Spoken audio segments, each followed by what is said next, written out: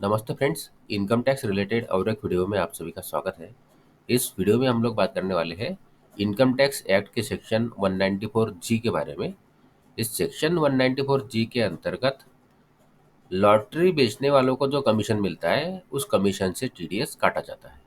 तो इसी सेक्शन के बारे में इस वीडियो में हम लोग बात करेंगे। इस सेक्शन 194 जी के अंतर्गत जो भी व्यक्ति लॉटरी कमीशन का पेमेंट करने के लिए रिस्पॉन्सिबल है वो टीडीएस काटेगा।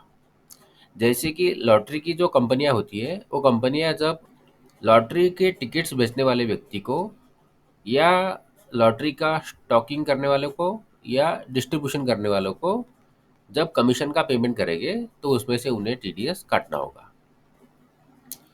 टीडीएस उस समय काटना होगा जब कमीशन उस पेई के अकाउंट में या तो क्रेडिट होगा या उसका एक्चुअल पेमेंट किया जाएगा। तो पहले टीडीएस काट लेना होगा, उसके बाद में कमीशन का पेमेंट करना होगा। यहाँ यदि लॉटरी बेचने पर जो कमीशन मिल रहा है वो साल भर में 15,000 रुपये से कम होगा तो टीडीएस काटने की आवश्यकता नहीं होगी। यदि कमीशन 15,000 रुपये से ज़्यादा होता है तो टीडीएस यहाँ इस सेक्शन के अंतर्गत काटना होगा, उसके बाद ही पेमेंट करना होगा। इस सेक्शन के अंतर्गत जो टीडीएस का रेट है वो रेट 5% का है। तो मतलब लॉटरी कमीशन का पेमेंट करते समय 5% के हिसाब से टीडीएस काटना होगा। अब इस रेट में कुछ बदलाव भी किए गए हैं। तो जो कमीशन 30 सितंबर 2024 तक दिया जाएगा उसमें से 5% के हिसाब से टीडीएस काटना होगा, और 1 अक्टूबर 2024 के बाद जो कमीशन का पेमेंट किया जाएगा उसमें से 2% के हिसाब से टीडीएस काटना होगा। तो अब 1 अक्टूबर 2024 के बाद में 2% के रेट से टीडीएस उस कमीशन की इनकम से काटा जाएगा।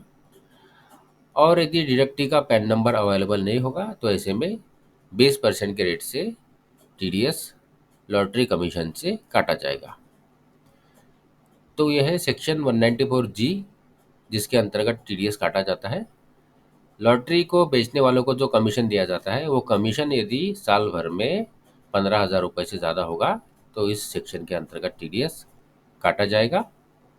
और 1 अक्टूबर 2024 के बाद जो टीडीएस का रेट होगा वो होगा 2%। तो आशा करता हूँ इस वीडियो की जानकारी आपको यूज़फुल लगी हो। यदि इस वीडियो की जानकारी आपको यूज़फुल लगी है तो वीडियो को लाइक करिए, चैनल को सब्सक्राइब करिए। धन्यवाद।